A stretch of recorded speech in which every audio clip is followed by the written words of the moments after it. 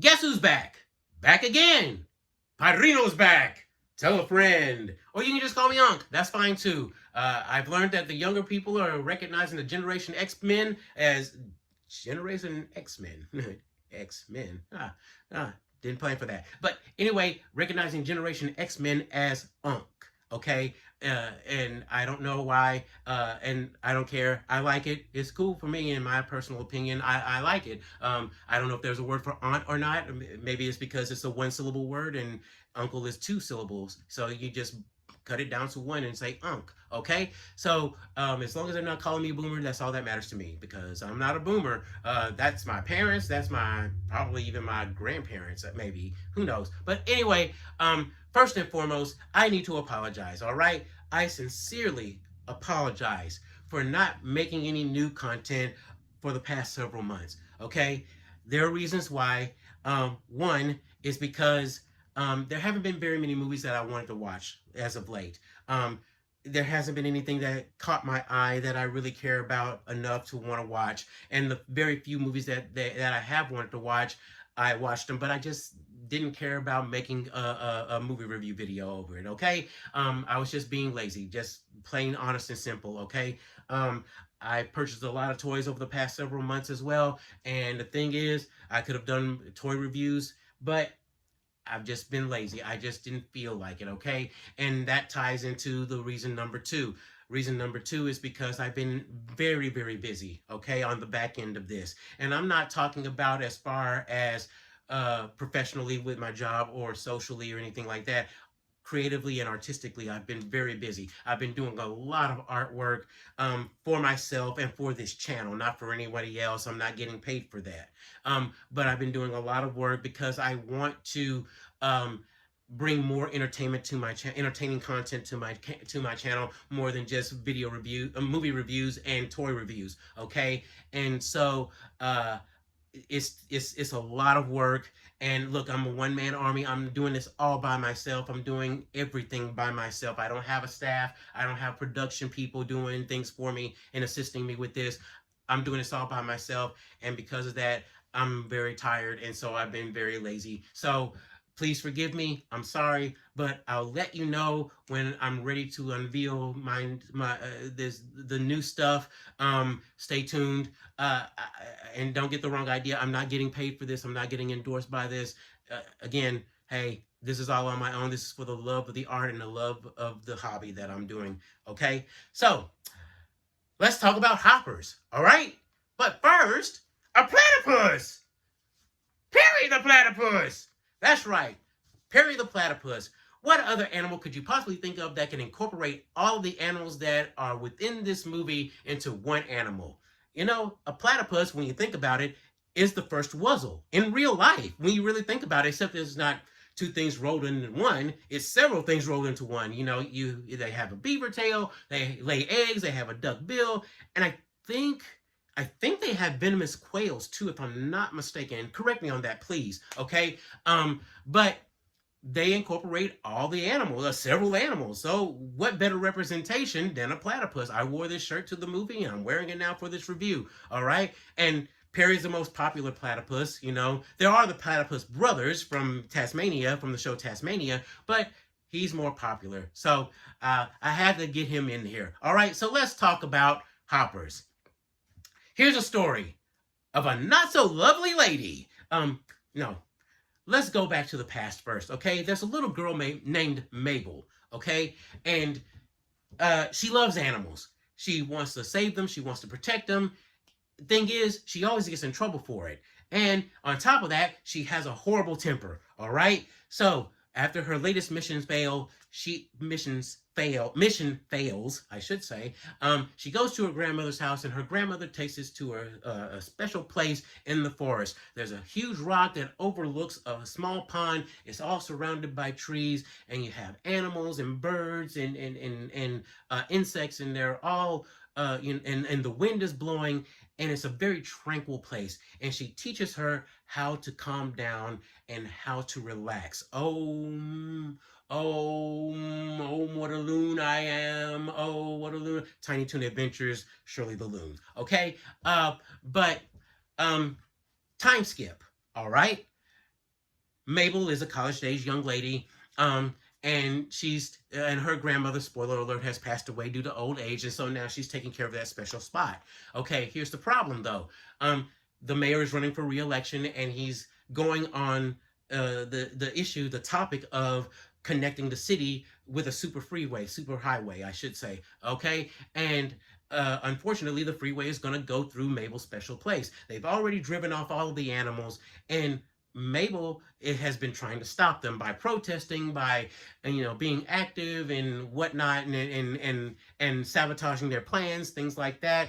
But and stalking the mayor at his home, things like that. So she happens to learn that if you get the main beaver, the king beaver, the lead beaver, these jokes write themselves, folks. You go ahead and make them. I'm not gonna say them because it's almost too easy. Okay, they write themselves. All right, but if she can get the king beaver back, all the other animals will follow and come back as well, and that way it'll save her special spot, and they can't build that super industrial freeway. All right, if you build it, they will come. Right, Field of Dreams. Okay, so Mabel also finds out, though, from one of her professors, that her professor has invented an experimental technology called hopping. Okay, and they show it in the trailer, and they show it in the commercials as well, and in the movie as well. It's supposed to be a funny gag, but it kind of really isn't. Okay, you put this into this, you put this into this. Ha ha ha ha. So, but Mabel takes it into her own hands. It takes matters into her own hands, and she goes on ahead and she does the hopping.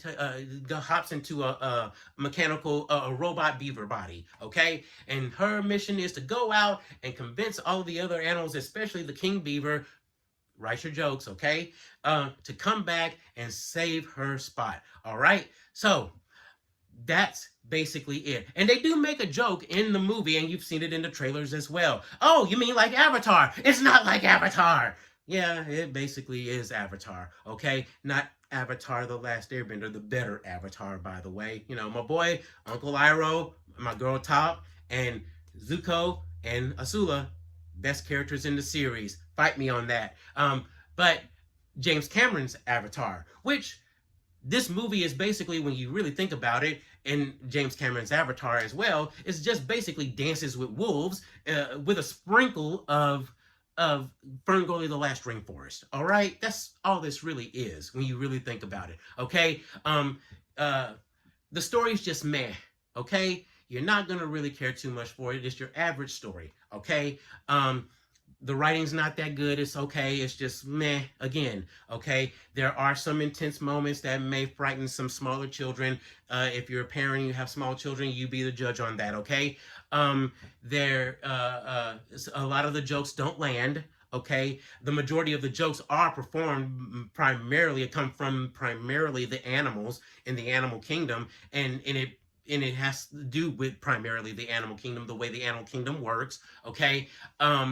There are some funny moments where, and they've done this in animation before, whether it's animated TV shows or animated movies, where the animals are talking to a human, and the human, all they hear is the animal noises. It's like, so woof woof, meow meow, neigh neigh, chirp chirp, things like that. So, but they make cute little sounds when they do it, when you hear it as a human. So, and that's the other thing too. This movie, if you love furry animals, you're going to love this movie. This is probably the only reason you're going to probably want to go watch this movie, okay? So if you're like Elmira just wants to hug the bunny bunnies, or if you're like the Abominable Snowman, my own cute little pink bunny rabbit. So if you're like any of them, you'll pretty much kind of like this movie, okay? And I admit that's part of the reason why I wanted to go see this movie, was just because of the animals. I wasn't really interested in the movie. It just didn't catch my interest, but I'm always going to put animation first, okay? Anytime there's an animated movie, I'm going to watch it because it may surprise me. You never know, okay? So, but As far as the story goes, like I said, it's just man. It just kind of falls flat to a degree, just like just like the jokes fall pretty flat. Okay, the animation.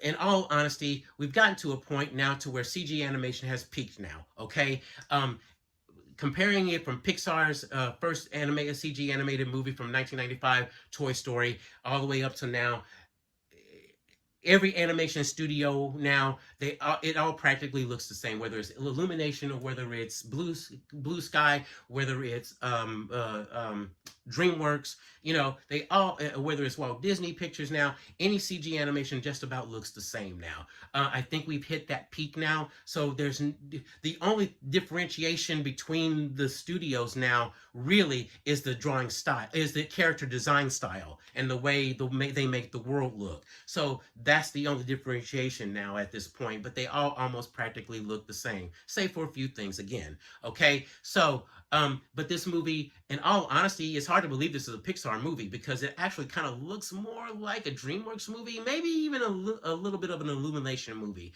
But overall, it's nothing impressive. You're not missing anything. As far as characters go, though, this is where I have a huge problem. All right, you really don't fall in love with any of the characters at all. I mean, there's only one character you probably will fall in love with, and that's the King Beaver. Again, do your thing, okay? Because he's very likable. But other than that, here's the main thing here why I would not recommend this movie to anyone. The main character, Mabel, okay? She's a horrible character, all right? And I'm sorry, and some people may think of me saying this before for particular reasons, but it's not what you think it is, okay? She's a horrible character. She's reckless, she's chaotic, she's narcissistic, she's selfish, she's arrogant, she's there, she's annoying. I mean, man, it's just like, wow. I mean, she just takes matters into her own hands. Okay, she doesn't even think about the hopping technology that is still experimental. She doesn't know if this will even work or not, and if it does work, she doesn't even know.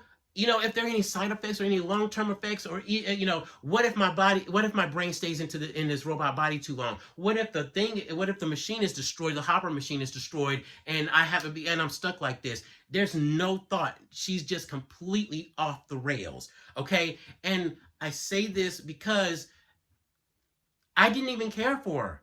I didn't. I didn't care if she won. I didn't care if she succeeded or if she failed in her mission at all. And that's a bad thing. It's one thing if the story is if a movie is or a show or an episode is bad because of the story. You can attest that to writing. Okay, maybe the next episode will be better. Maybe the next movie will be better. Okay, but when you have a character that's so unlikable to the point to where you just don't care, you're just so indifferent about it. It's just like, yeah, that's pretty bad. Okay, and again, I just didn't care if she succeeded or if she failed. I really didn't. I mean, think about it. The Suicide Squad, both movies, okay? A group of supervillains trying to accomplish a goal. You're so invested in them, you want them to succeed, even though they're bad guys. The bad guys from DreamWorks, you want them to succeed. With her, I didn't care. I didn't care if she succeeded at all. And that's horrible. That's a horrible thing to say. That's how little invested I was in this character. She was more annoying than anything. And the thing is, look, I realized something. She didn't have any friends. Human friends, mind you. Now, when she was in the beaver body, she had the King Beaver as a friend. But that's it. But she had no human friends. And it was because she lied, cheated, and stole. I mean, rest in peace, Eddie Guerrero. I mean, seriously, it's like, well, never mind, hold on. I mean, because one of his sayings was, if you're not cheating, you're not trying. So I guess she does get a point for that, I guess. But it's just like, I see she chaos and drama follows her everywhere. And it makes her to the point to where she's not an asset, she's a liability. So I can see why she doesn't have friends at all. It's like, man. I mean, I would be like, hey, I don't want to be your friend either. I don't want your help. I don't need your help. I didn't ask for it. Go away. Leave me alone. Leave me out of this crap. So that that really cements what kind of character she truly is. I mean, it's just like Judy Hopps, okay, in Zootopia 2. Now, I don't remember her being annoying in Zootopia 1 as she was in Zootopia 2, but she was so impulsive, just like Mabel. Mabel was so impulsive. And it's just like, Nick is trying to hold her back and say, hey, hold on, think about this through. Think this through a bit first. Nope, gotta go. Vroom, and it's just like, dang. I mean, and the thing is, she and Mabel are the same in that aspect of all these bad things are happening because you willed them to happen. XYZ is happening because you made A, B, and C happen first. And it's just like, and it's like they never learned. For some reason, they just never learned. And it's like, oh my God. I mean, I'm starting to wonder. It's just like both those characters need tranquilizers. I mean, strong enough and powerful enough to bring down a herd of elephants, and maybe even two herds of elephants. Herds of elephants. I mean, that's how bad they are, in my opinion. Of course, again, I really don't like how they've written female characters like that, because that's something that is like, that's not them. That's not how they operate. But at the same time, though, I understand the passion. I understand that. And believe me, I'm passionate as well. Okay. I am, when it comes to my hobbies, when I'm laser focused on something, whether it's making this video, whether it's editing this video, whether it's fixing something, I have extreme focus on it. And when things don't turn out the way that they do, and the way I had it in my head, then yes, I get pissed off. I get annoyed. So I understand that aspect of it, of being passionate to the point of annoyance. I get it. But at the same time, when I was I'm a gamer. I've been a gamer ever since I was playing video games, ever since I was a kid. And my dad once told me, there's more to life than just playing video games. And as I got older, I figured it out. He was right. And that's the thing about this. There's more to life than just this. Sometimes you're not gonna win every battle. You're not gonna lose every battle. And sometimes you have to compromise. Okay, you have to talk things out. You have to work things through. And sometimes you're just not gonna do it, and you're gonna lose. Okay, you win some, you lose some. And that's the thing I think that she doesn't learn in this. Maybe she does, but they didn't do a good job at it, at displaying that. Okay. Another thing that was said, and it was at the end of the movie, which is another problem that I have with this.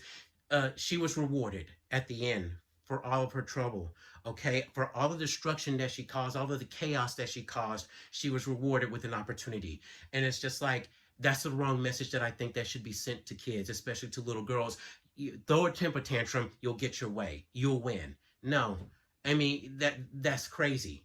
And I just and she's described as being strong by the professor as well. And it's like, that's not strength. I'm sorry. The word strong has been thrown around so loosely over the past 20 years now. It's just like, oh, I have a job. I pay the bills. I go to work and I take care of my kids and I pay bill. I pay the rent and all. It's like, congratulations, you're an adult. That's what you're supposed to do. I see strength as someone who's dealing with the cards that they had dealt for them. They had no control over it. So say like I've heard stories of teenagers, high school teenagers, I should say, who are working 2 jobs and going to high school and taking care of their younger siblings because their parents aren't crap, okay? And they're the ones who are holding it together, okay? That's real strength. Strength is something where you go, okay, look, I can't talk. Maybe we can talk something out. Maybe we can make something happen with this. Maybe we can work something out where we both win, where we can both be satisfied. And then if it doesn't happen, then okay, cool. Then you can go off the rails at least a little bit, but not to the point where you're stalking your enemy at their home. That was ridiculous. So I think it was the wrong kind of, and I hope wrong kind of messaging, but I hope that people who see that, and especially children who see that, will see that that's not a good thing to have. Okay. Um, one thing I forgot to mention about the story as well. There are things that do happen in this story that make you go, okay, I did not expect that. Um, but all right, cool. I guess you thought it would get a laugh, so honestly, it shouldn't have happened. But they were jumping the shark a bit. But I mean, hey, if you thought it was funny, put it in, throw it in, okay. And I know it's just a cartoon, all right. I understand that. But here's the thing: when cartoons have different have when you establish a world in a cartoon, they have different rules, okay. So you're able to do this and do this and do this in different thing in different cartoons, all right. And this, I just did not expect that. That was something. It's just like there's some things in here that just like did not make sense, and why did you put it in here? But okay, that's fine. But overall, like I said, Mabel is the only reason why I say this movie is horrible. I mean, the writing, I can probably forgive that. The humor, I can probably forgive that. But a bad main character, I can't forgive that. One that I can't invest in, one that I can't even feel sorry for. No. And it's like, it's no wonder you're alone. I mean, I'm sorry. I would say something like that. So, but anyway, uh, that that's what I think of this movie. All right. Me personally, my rating is stream it on, watch it on Disney Plus. If you really want to watch it on Disney Plus. I really don't see why Pixar and Disney wasted so much money putting this in the theaters. I really don't. Okay, if they would have been better off just dumping it on Disney Plus right away and just going from there. But if you have to watch it on Disney Plus. If you don't watch it, if you don't have any interest in it, you're not missing anything, in all honesty. Okay? If you want to watch Hoppers, watch Doc Hopper from the original Muppet movie. Tell him what you do, Snake. Kill frogs. Or watch Hopper from A Bug's Life. Disney, Pixar's second animated movie. Great movie, very underrated. Magnificent Seven, basically in the insect world, but good movie in my opinion. Again, in my opinion, okay. And if you need your daily dose of Mabel, watch Mabel Pines on Gravity Falls. All right, she's cute, she's adorable, she's so lovable and so eccentric. You just can't help but love her. All right, so that does it for my review of Hoppers. This is the shirt that I'm wearing for this movie review, all right?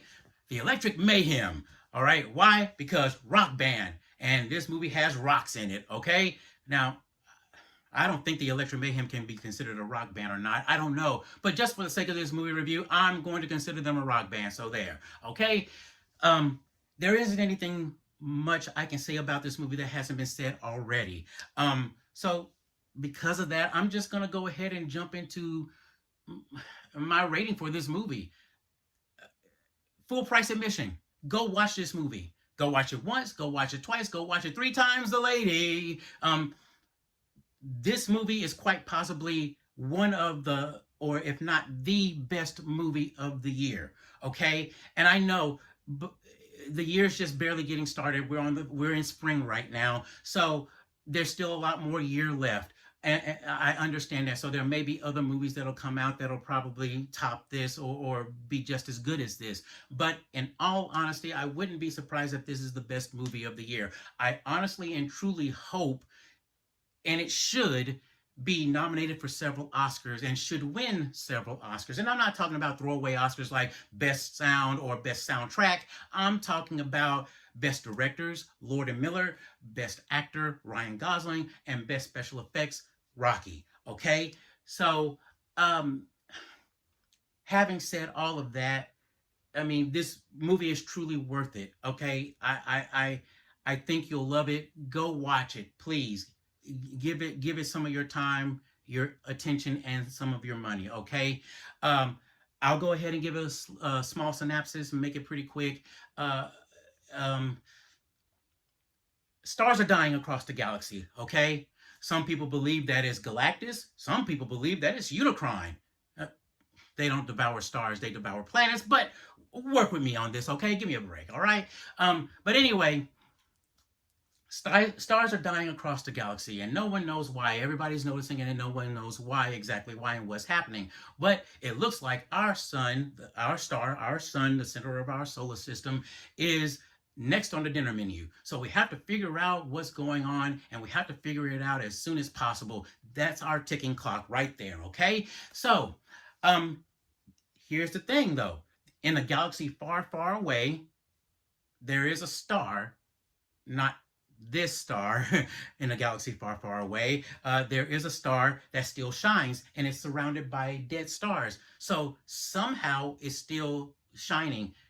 What's going on here? This is strange. We have to find out what's going on here. Curiouser and curiouser, right? So uh, we find out what's going on. We find out that there are these microorganisms that devour suns, okay? But the thing is, what makes that particular sun immune to these microorganisms? Well, we have to find out. Again, the clock is ticking. We find out that these microorganisms can also be used for fuel, okay? And this star is several light years away. So we're by using these organisms, we can get there fairly pretty quickly. Okay, we're not talking about warp speed, but it'll take about 11 years to get there. All right, which still gives us time because before our sun is infected and completely infected, we'll still have some time to try to figure out what's going on. So we need a crew. We have a crew of 3 people. We have an engineer, we have a pilot, and we have a scientist. The scientist is Ryan Gosling's character, and he's a middle school science teacher, okay? But he's discovered what these microorganisms are and what they can do, and he understands what's going on with them, okay? So he's going along on the trip, all right? Now, Ryan Gosling's character wakes up and he finds out that he's all alone because the 2 other people that are with him have passed away along the journey. Okay, he doesn't know what's going on. He's not an engineer. He's not a pilot. He doesn't know what to do. Not only that, but he's having a hard time remembering what's going on and why he's here and what he's supposed to do. So his story is told in a series of flashbacks. Okay, and so some parts of the movie is him alone by himself trying to figure out what's going on. All right. Now, along the way, he comes across another alien ship whose crew has also died as well, and that's where we meet Rocky. He's a stone creature, and Ryan Gosling's character names him Rocky after Rocky Balboa. Okay, for obvious reasons. Now, personally, I would have called him Steve. You know, like Stone Cold Steve Austin. Now, I would have given him the nickname Stony. Okay, because of that. Or I would have named him Fred and Barney, or Barney, you know, from Fred Flintstone, Barney Rubble, you know, obvious reasons, okay? So they these 2 characters, they have to try to learn how to communicate, first of all, how to communicate with each other, and then they have to figure out how to save their planets because Rocky's planet, a son is dying as well. Is going to die as well. So they both have a common goal. They're both 2 unlikely heroes that have a common goal that have to work together and figure this thing out in order to save their worlds, to save their sons, and to save their worlds. Okay, so the majority of the time is them learning about each other, learning to connect, and figuring out, and on top of that, figure out how to solve this major problem that they have. Okay, now um, as time goes along, they become close friends, best friends, and like I say, heroes in a sense. Okay, and they become, you know, they annoy each other. They get angry at each other. They insult each other. I mean, they become really close friends. Okay. And they look out for each other. They will give their lives for each other. That's how close they become. Okay. And so that's basically it for the entire story. Ryan Gosling's character is he's a wonderful actor. He's wonderful in this anyway. I can't remember if I've ever watched him in anything else. If I have, I just don't remember it off the top of my head, or I just didn't care much for the movie that he was in. That I just didn't have an interest in it. I just didn't want to watch it. So, but in this, he's awesome. I mean, there are great moments in here where he's by himself, particularly where he's by himself. I mean, th- it makes you wonder, is this how I would act and react if I were alone for this amount of time? You know, and then if I meet this alien creature, it's like, do I trust it? Do I, how do we communicate? How do I figure it? What do we do? Blah, blah, blah, blah, blah. All of those details. It's amazing how he reacts to a lot of this stuff. And the same thing, when he interacts with Stony with Rocky, he they they are the like almost like the perfect couple, like a housewife and a housewife and a husband from those old TV shows, those old black and white TV shows. So um that's what makes this movie very interesting and makes the story very interesting. This ability to try to communicate with each other and try to work together and try to figure out what they can do, how they're different from each other, but at the same time, they have this common goal that makes them the same so they can save their worlds. And I think that's what makes this so wonderful. And I mean, and they become so close and you become so engrossed with the story and with the movie that you share in their happiness, you share in their fear, you share in their anger, you share in their sadness, and and you share in their successful moments. And you feel sorry for them, you feel bad for them, you everything is all there. It really does tug on the heartstrings to watch these two interact with each other.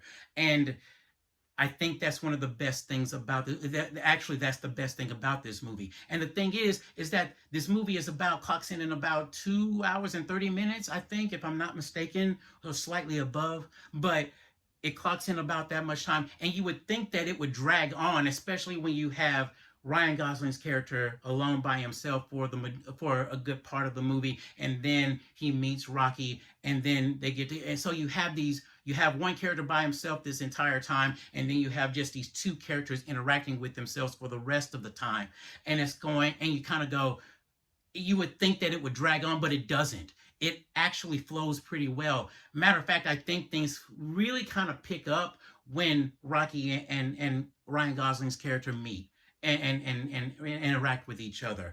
I think that's probably the only real negative about it, is that when Ryan Gosling's alone, it does kind of flow slightly slow, but it flows well enough to where it's not boring. Okay, you still have an invested interest in the characters and in the story.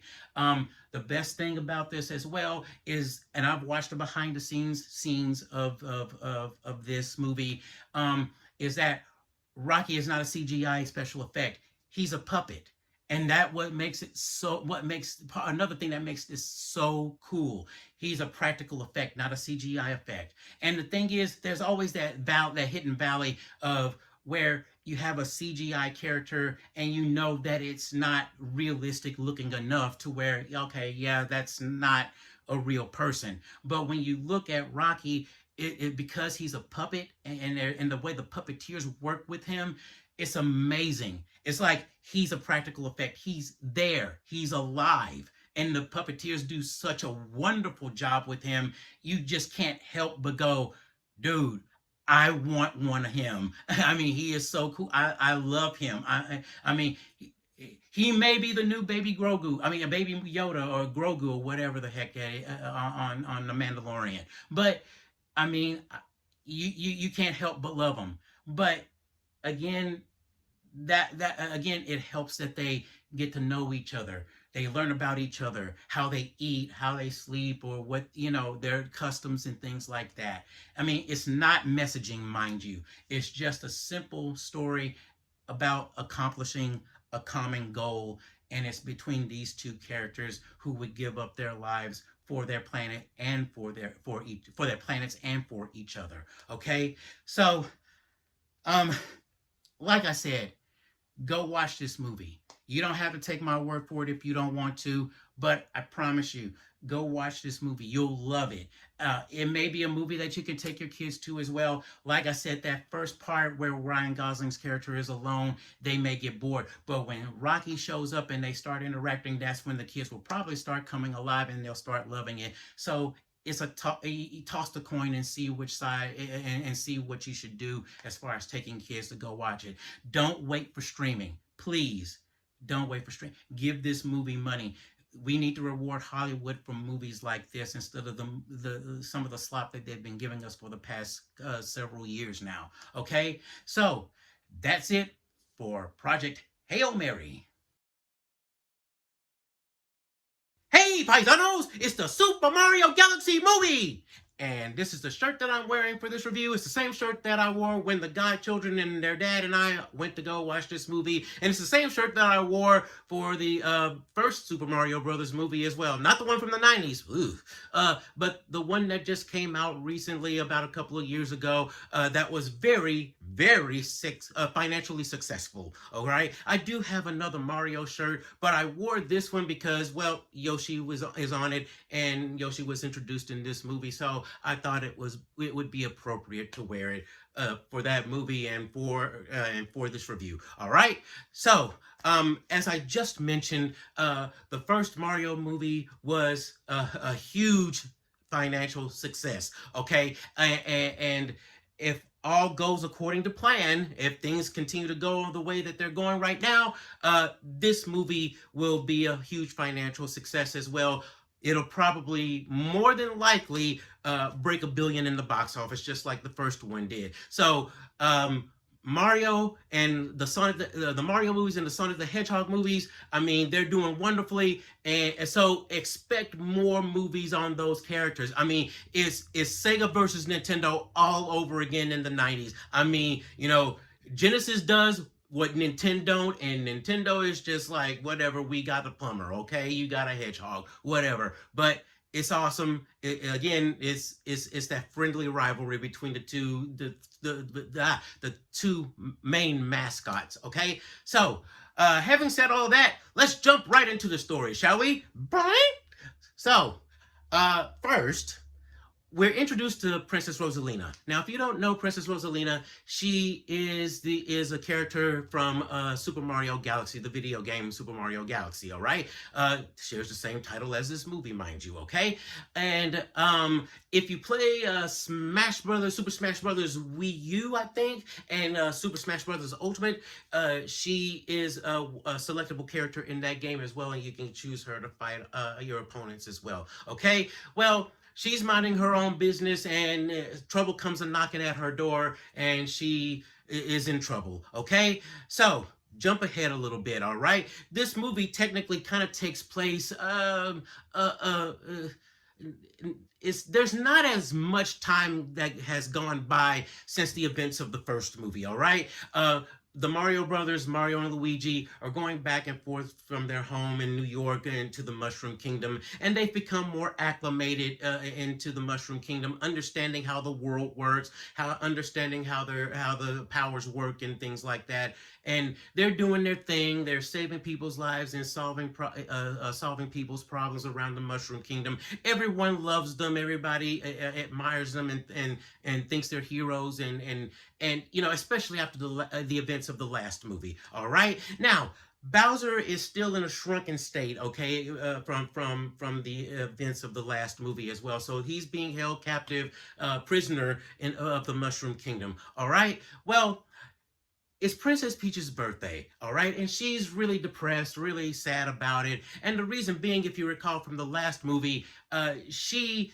wandered through a warp pipe into the Mushroom Kingdom as a baby. So she, in her mind, she has no idea who she is, where she comes from, and when her birthday really actually is, okay? So, but the Mushroom Kingdom basically treats her arrival into the Mushroom Kingdom as her birthday. So But she's a little sad and a little depressed when all of a sudden she gets a message from a little character, and so she and Toad decides to go off and investigate and have their little adventure together. Okay, now leaving the Mario Brothers in charge of the Mushroom Kingdom while they're away. All right.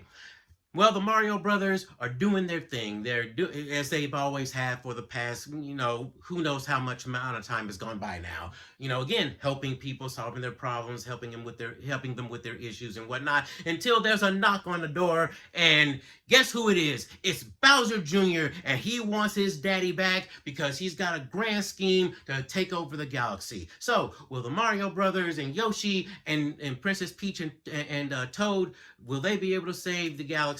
Of course they will, because they're going to have to make more movies based off of this. And of course, they've already made more games after this movie as well, after the game as well. So they're going to have to, all right? It's going to be no surprise, all right? So that's basically the story in a nutshell, all right? It isn't anything mind-blowing. It isn't anything that's deep. It's a simple story, okay?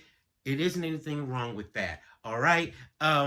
It's a great story. It gets you. It pulls you in. It never lets go. There's lots of action. I mean, you're hit with action, hit beats after action, beat after beat after beat. I mean, it grabs hold of you. It takes you for a ride, and then you go. Wait.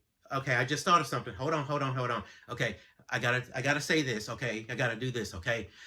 It's gonna take you for a ride, and it's gonna take you for a ride. Okay, so that's a song. If you don't know where it comes from, look it up. You'll understand why I sang that, okay? But if you're a fighting game nerd like I am, and if you are a part of the fighting game community, it's one of the most popular fighting games that ever was created. One of my favorites, and one of the fighting game community's favorite fighting games as well. All right. So, but overall, that's it as far as the story goes. There are parts of it where, in all honesty, I think they should have expanded on some things.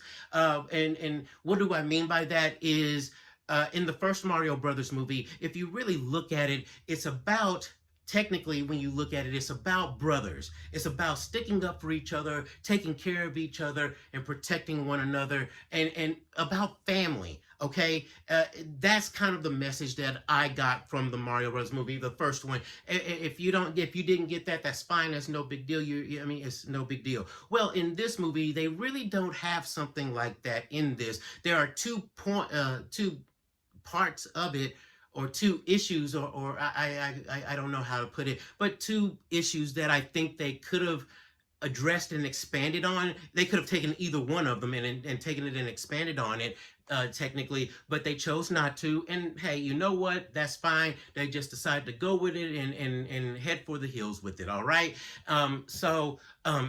Excuse me. But overall, I hate to use the phrase "turn off your brain and just enjoy it," but when people used to tell me that with the Michael Bay live-action Transformers movies, and I haven't anything against Michael Bay, I just don't like what he did with the Transformers live-action movies. I think they just deserved better, in my honest opinion. Okay, but they say, that I used to hear everyone say, just turn off your brain and then just enjoy it for what it is. Well, here's the thing. With this movie, it's kind of the same thing. Just turn off your brain, have fun, and go along for the ride, and you'll enjoy it for what it is. All right? Although I do think this movie is far better than the majority of the live-action Transformers movies that are out there. Okay? But anyway, overall, it's not the greatest. It's not the greatest story. It's not scraping the bottom of the barrel either. It's just kind of near the top, kind of like it's like right there between the top and the middle. It's enjoyable. I think you'll love it. The kids will definitely love it.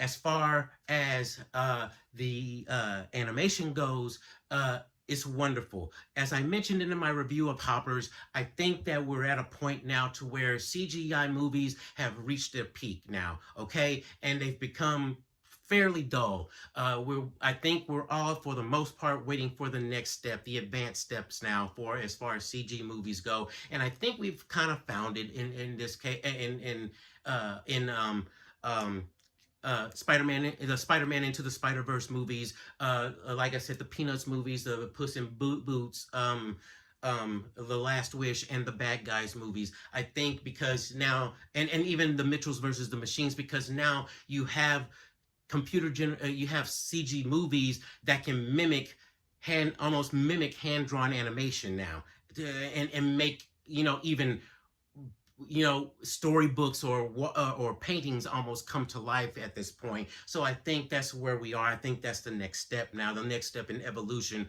for CG movies now. But overall, this this movie doesn't look almost hardly that much of a difference than what's come out of Disney or Pixar or DreamWorks. Now, I will say there is a little extra special care that's put in, as far as hair follicles and, little bit, twinkles in eyes and things like that. For the most part, I think that bumps it up a bit.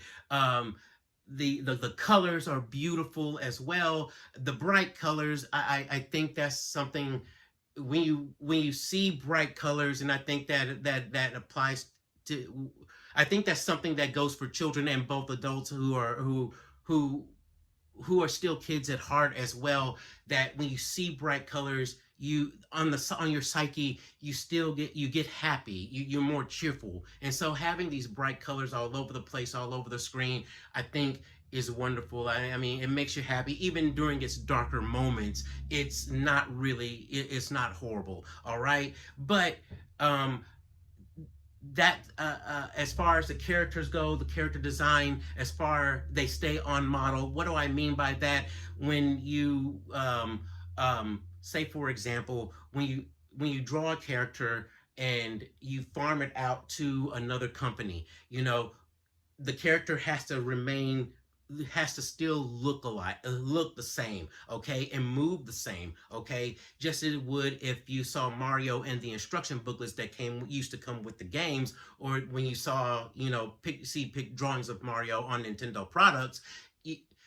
Translating it from one medium to another, there's oftentimes a little bit of a sacrifice as far as the design goes, and that's not a bad thing unless it's very drastic, okay? So the characters remain on model. There is a slight difference in the movies as well, where Mario and Luigi, they have necks. I mean, and on top of that, they have collars on their shirts. So it's little things like this, and like I said, the follicles of hair, things like that, that it's not important, but it's still gorgeous to look at. It's a nice touch. It's good to see that they put some effort and some work into this, okay? And that's something that's just me, as someone who wanted to be a cartoon animator and someone who's very observant. That's something that I just noticed, okay? It's not a bad thing, okay? It's just something that's a great addition, all right? The music in this by Brian, oh man, I can't remember his name right now. Brian Tyler, I think. Brian Tyler, I think that's his last name. But he composed the music in this movie, and he composed the music in the last movie as well. He does a wonderful job. He's done music scores for various movies and various episodic TV series as well. Wonderful. I mean, he very creative. Does a wonderful job with the music, as far as, I mean, creating new music while incorporating familiar music from all the various games, okay? And there are going to be some, I mean, just, man, you're just gonna go, yep, that's the music from that stage, that's the music from that game. It's like, yeah, it's like, I mean, and the thing is, it's so cool that it's coming from an orchestra. I really like seeing and hearing music coming from, whether it's from a video game or from an animated cartoon TV show, mind you, something like Animaniacs or Looney Tunes, something like that, and seeing, or even Hanna-Barbera, the old Hanna-Barbera cartoons, and seeing how this orchestra is creating those sounds for this particular piece of music, okay? So it's really cool. And there is video out there of Brian Tyler, again, I think, please correct me if I'm wrong, composing and directing an orchestra for this movie. All right, there are a lot of Easter eggs, a lot of member berries, and a lot of cameos. Okay, excuse me, but and it's wonderful. Okay, Shigeru Miyamoto, who created Mario, who created Donkey Kong, who created Star Fox, Pikmin, The Legend of Zelda, and I think he had a hand in. I want to say he had a hand in Metroid as well. So I think he had a hand in Samus Aran as well. But he issued a challenge to everyone to if for people who are going to go watch this movie, see how many characters you can spot from all of the various games, okay? Which is very hard to do when you're watching it for the first time, all right? But the goddaughter, I think she spotted, I think around 80. I think I spotted around 70 something, somewhere around in the 70s. The godson is just like, I tried, look, I couldn't do it. I just was engrossed in the movie, and I don't blame him. And that's brilliant marketing strategy for Nintendo. Shigeru Miyamoto basically made this movie a game as well, in a sense, because guess what? If you watch it the first time and you miss something, and you miss how many, and you try to count the characters that you saw on the screen, well, guess what? You're gonna have to watch it again, watch it a third time, a fourth time. I mean, and while you're at it, why don't you go to Universal Studios and go to Super Nintendo World on top of that? Brilliant marketing. I can't complain about that. Hey, more money in the bank account. I have no issue with that whatsoever. There is a cameo in this movie. You probably already know about it, but I'm not going to say anything about it because there's a slight chance you probably don't know about it, but it's out there anyway. But I really wish they had saved that cameo for as a surprise. They should have saved it as a surprise. It would have been so cool not having to expect that. But from my understanding, the voice actor of the character let it get out that they were going to be voicing this character, and I guess Universal Illumination and Nintendo were like, crud, fine, we may as well just go ahead and throw it out there. So it's just like it's out there now. But I mean, man, I mean, and the voice, perfect for that character. I really like it. I think it's perfect for that character. Great casting. I will say that. Okay. And as I was saying, there's even more cameos and more characters. I mean, they've managed to find a way to get the characters, lots of characters, in the main bosses from Super Mario Brothers 2. Now, just a quick thing. Super Mario Brothers 2, there are two different versions of that game. There's the American version, and then there's the Japanese version. Okay, the Japanese version, Nintendo of Japan thought it would be too difficult for American players, Western players in general. So they took a game that was already made called Doki Doki Panic and scrubbed the four main characters in that game and replaced them with Mario, Luigi, Princess Toadstool, Princess Peach, but Princess Toadstool at the time, and Toad in that game. So we did eventually get Super Mario Brothers, the actual Super Mario Brothers 2 in the game Super Mario All-Stars for the Super Nintendo, but they were renamed Super Mario Brothers The Lost Levels. So if you played that game and you played the Lost Levels, you played 2, and I can't remember if I beat that game or not. It was so long ago, but I do remember it being very hard. So I see why they did what they did anyway. So it was cool to see those characters in this movie as well. All right. Now,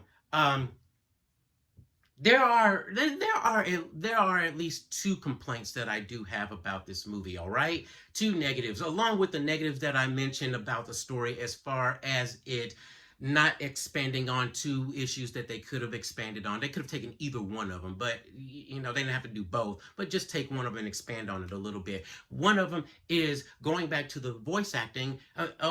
Well, wait a minute, I didn't talk about the voice acting. Sorry. The voice acting, it is what it is, okay? I don't really care much for stunt casting, i.e. celebrity voice acting very much, to be honest with you. And the God kids and their dad and I were talking about this before we went to go watch the movie.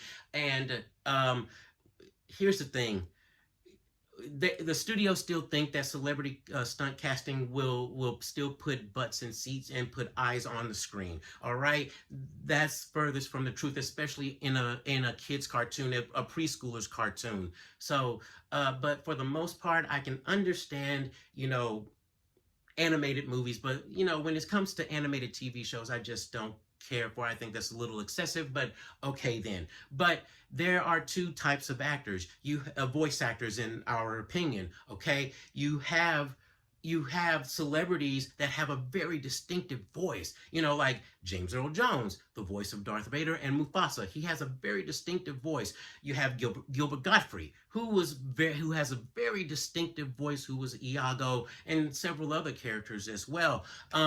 You have Robin Williams, who doesn't have a distinctive voice, but he has the skill. He has the improvisational talent and the speed, the hyperactivity that makes for a great character. I mean, he's perfect as the genie in Aladdin. All right, but and you have Patrick Warburton as well, who's the voice of Joe Swanson in Family Guy, and Kronk in The Emperor's New Groove. So you have these people who use their regular speaking voices, but they have a very distinctive voice, something so different and so off the wall that just makes them, yeah, you'd be perfect as a voice of this character. Then you have the chameleons. You have those, the professional voice actors. You have the June Forays, the Don Messick's, the Dawes Butlers, the Mel Blancs, the, Frank Welker's, Tress MacNeille, Tara Strong, Jim Cummings, Rob Paulson, Cass Soucy, Phil Lamar, Kevin Michael Richardson, who's in this movie as well. He was Kremik in the Magic Koopa in the first one, and he's back in this as well. And Cree Summers and Phil Lamar. You have and Eric Bauza. You have all of those people. Billy West as well, I should say. But you have all of those people who are chameleons because they are very creative with their voices, and those are the ones that I tend to prefer and lean more towards over anyway. So, with Jack Black, yes, he's the voice of Bowser, but they use a voice modulator over his voice to broaden it, to make it bigger, stronger, louder, so you almost can't tell it's him unless you recognize his acting nuances, okay? But with Keegan Michael Key, who the one half of the duo of Key and Peele, he's the voice of Toad in this, and you can tell that he's actually doing something creative and changing his voice for that character, and that's what I like. All right. Now, I've never met Chris Pratt. I don't know Chris Pratt. He seems like a nice guy, but and I know people have issues with him, and that's fine. I don't know the man. I don't claim to. I don't care. It's not a big deal to me. You like him, you don't. You don't. You like him, you like him. You have a right to like him. You have a right not to like him. It's your deal, okay? But overall, for me, he seems like a nice guy, but he just doesn't have a distinctive voice. Okay, he's changing his voice to a degree by adding an Italian accent to it, but overall there isn't really anything very unique about his voice. All right, now going back to what I was going to say about the negative of the. Oh, by the way, there are additional cast members as well. So you have Brie Larson, Carol Danvers, aka Captain Marvel from the MCU, as Princess Rosalina. She seems to have matured now, so she's probably a little bit more likable, but she's a Nintendo nerd. So, but she seems to be more likable as compared to way back when she started. You have Donald Glover, who is the voice of Yoshi, which is like, you're not really saying too much, but he really wanted it. But it's like, okay, cool. Luis Guzman as Wart, from one of the bosses, the final boss from Super Mario Brothers 2. And I'm not going to reveal the other person who's in this as well. But now I can go back. As far as voice acting goes, Charles Martinet does not have a cameo in this movie, okay? A vocal cameo in this movie, which I think that should be a thing. You know, if you know Charles Martinet, he was the original voice of Mario in the video games, you know, for the past 20, 25 years, I think now at this point. 20 years or so, let's just put it that way. But he had a voice cameo in the first one, so he doesn't have one in this one. But and to me, he should be treated like Stan Lee as far as the Mario movies go. He should have a cameo in every Mario movie, Mario animated movie, or Marvel. Even if there's a live action Mario movie, he should have a cameo in it for as long as he can do it, as long as he wants to do it. Why not? I mean, that's a special treat, and you know, kind of point him out a little bit. It's no big deal. So to me, I think it's like, yeah, you know, you could have done that. Man, maybe he was in it. Who knows? I don't know. I need to go back and look at the credits again, but. The second negative, and this is going back to the music part of it. Okay, there's no Peaches song in this. There's no Bowser / Jack Black song in this. Okay, you remember in the first one, he sang a ballad for Peaches about his love and desire for her. You know, millions of peaches, peaches for me. You know. President of the United States of America, you know, they can team together with Bowser and make a Peaches song, you know. But I took it back to the 90s with that, okay. But I think there should have been, because it was such a staple in the first movie. I mean, and it helped make the movie even more popular. And that's not to say that this movie won't be more popular without it, but still, it would have. I think it would have even made it more popular because, I mean, everyone was singing it. Kids were singing it. Adults were singing it. Everyone. I mean, I think if I remember correctly, correct me if I'm wrong, there was a performance of that song on an award show, on a big award show. So it became a big deal. So I mean, it's just like, why not? Why didn't they do it this time? Who knows? I don't know. But it's just like, why not just let Jack Black and as Bowser sing another song? I mean, it wouldn't have to be about anything. I mean, it just, you know, sing about something sing about how he feels about Peaches now. Now, you rejected me, Peaches, Peaches, Peaches, Peaches. You broke my heart, Peaches, Peaches, Peaches, Peaches. Now I can't stand you. Oh, you ripped my heart out, Peaches, Peaches, Peaches. You threw it on the dirty ground, Peaches, Peaches. You stomped on it and got dirt and grass all over it, Peaches, Peaches. Why you do that to me, Peaches? You know, I mean, you know, you had. It's your loss, Peaches, Peaches, Peaches. You had your last chance with me, Peaches, Peaches. I'm going back to my baby mama, Peaches, Peaches, Peaches. I mean, there you go, right there. That's all. That's all they could have done. I mean, you know what? You know, hey, you know what? Now I'm going crazy. I'm going off the rails here now. Sorry. Put a beat behind it, okay? You know, Peaches, Peaches, Peaches. Wait, okay, hold on. How did it go? Yeah, that's it. Yeah, peaches, peaches, peaches, peaches, peaches, peaches, peaches, peaches. I mean, you could have. I mean, okay, club mix. Okay, hold on. Yeah. Okay. Okay. Yeah. Peaches, peaches, peaches, peaches, peaches, peaches. I love you. Peaches, peaches, peaches. I love you. Peaches, peaches, peaches. I mean, you know, hey, there we go. We got a new club. Called it the Peach Pit. Right there. There we go. So, I mean, it's something that could have. Okay, now I'm sweating because I've been moving so much and it's hot. But anyway, thanks to the lights. But anyway, they could have done something like that. I mean, you know, that sticks. That helps make the movie stick, in my honest opinion. All right. I mean, it's no different than Chicken Jockey in the Minecraft movie. I didn't watch that, but I know of it. Or, you know, just like how kids are still going 6, 7. So, I mean, it's just like they could have done something like that. And I mean, would have been money in the pocket, more money in the pocket, right? In the bank account right there. I mean, I bought the first one on the from iTunes, so I mean they got some of my money just for that song as well. So um, that's that, that's really about it as far as that goes. Okay, it's I've heard critics talking about it, talking down about it. They talk down about the first one as well. I've heard some YouTubers. I mean, they're kind of like on the same level as I am as well as far as what they're thinking about this movie. You know, it's not bad, it's not horrible, but it's not like, oh my God, it's so deep, and artistic.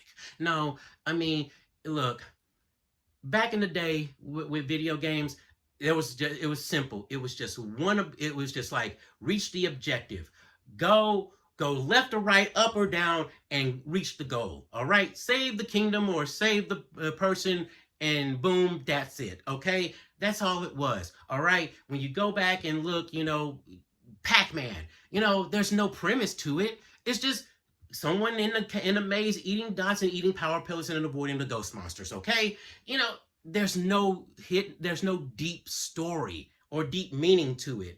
Okay, so this is why I go, what are you expecting?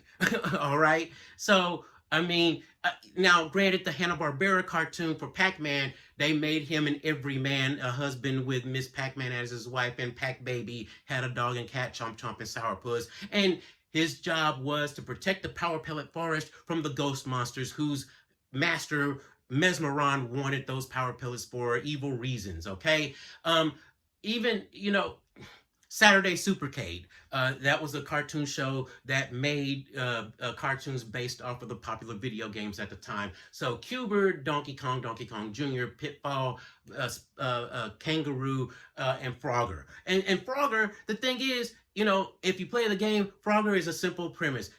Get the frog across the road, get the frog across the river to his home in the lily pad, okay? While avoiding getting run over by cars and by getting eaten by alligators and drowning when turtles submerge when you're on their back, which makes no sense because frogs can swim. But hey, it is what it is, all right? But in that cartoon, he was a newspaper reporter. I mean, it had nothing to do with anything in the game. So I mean, and the only thing, when he get run over, he get flattened or something like that. I mean, pole position, a racing game, a racing car game. Okay, it's it's they made a cartoon on that, and it's just like these two kids who drive racing cars solving mysteries around. It's like, what? I mean, it had nothing to do with the game, but they created a premise for it. And now, so you can expect something deep. I mean, yes, there is a connection between the first Mario Brothers that came before Super Mario Brothers. Mario and Luigi's are plumbers, and they obviously get sucked into a warp zone, a warp pipe into the Mushroom Kingdom by accident. That was kind of a slight backstory to it in a sense, but that was basically it.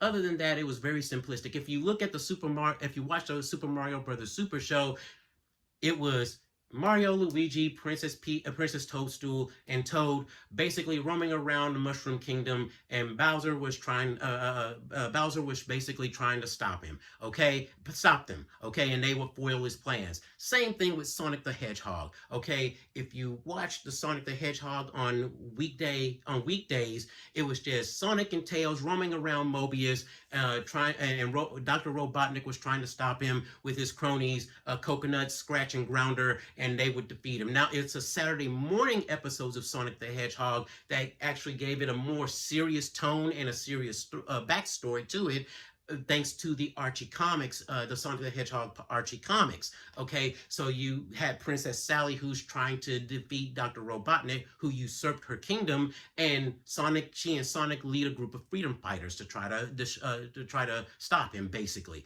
that's it. But don't go into this movie expecting Metal Gear Solid, Resident Evil, GTA, or Assassin's Creed, or Halo, or Gears of War.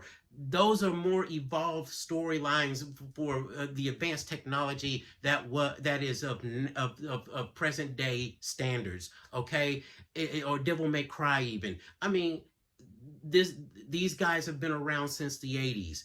You don't expect something deep. Okay, enjoy it for what it is. All right, and so I think that's I think that's horrible to kind of think those kinds of things. I'm sorry, but here's the thing.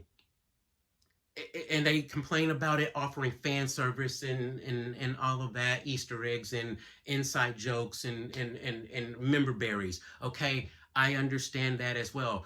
It should be fan service.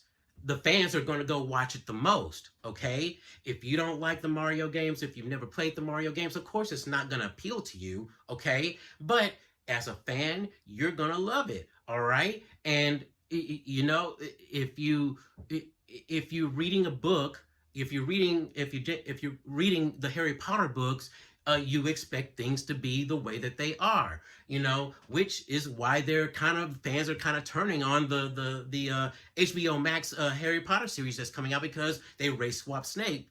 I mean, there's a perfect description of him, very detailed description of him in the books. So everybody's a little upset, like, no, that's not it. You read Tolkien's books, Lord of the Rings books. You expect there to be things there. You read comic books. You expect things to be there, especially since it's a visual medium. You expect things to be right. You expect there to be callbacks to certain issues or certain things, events that had happened to the character. Same thing with video games. We have that expectation as fans. All right. So, I mean, here's the thing.